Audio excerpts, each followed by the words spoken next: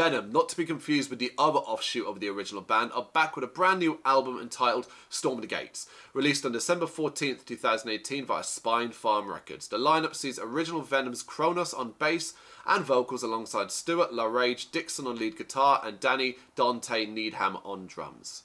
Now, if you're scratching your head wondering who Venom Inc. are then, well, that band is made up of founding members Jeff Mantis Dunn and Anthony Abaddon Bray on drums, with Tony Demolition Man Dolin handling bass and vocals duties. Yes, there are two bands effectively out there under the Venom moniker, all very confusing. Still, the Venom led by Kronos is back with a brand new album, and the biggest question many will have, I certainly had, going into this, is whether they still hold relevancy in 2018, almost 2019.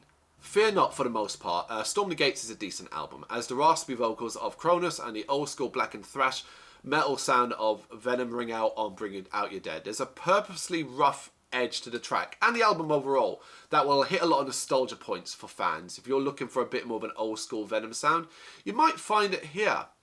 That does begin to wear thin though as the album goes on. It's 13 tracks long, but the clarity of the riffs and the solos make up for that.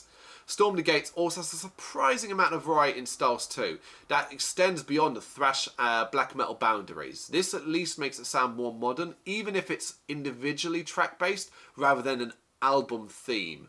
The thing is, for every Notorious, there is a middling and bland I Dark Lord. For every rollicking Mantis heavy metal solo, such as the one found in 100 Miles to Hell, Kronos fails to deliver quality songwriting on the mighty have fallen. You get this constant good, bad thing going on in this album. Kronos does manage to keep the album sounding suitably evil though, even when things get a little tongue-in-cheek. Dark Night of the Soul, for example, has that all the way through it with its punky attitude and very silly lyrics. And as the hour-long listen, it's a long listen, wraps up, you're unlikely to be blown away. But what is a decent record that has many high points, but many low points too? As long as you're not expecting a redefining album, you'll get plenty of enjoyment out of Storm the Gates. It's not going to go alongside the classic Venom albums, and it's arguable that Venom Inc. are putting out better stuff. That's disputable, but it certainly feels that way. But, you know, and getting a new Venom album, this version of Venom in 2018, why would we complain? It's great to see both bands putting out good music.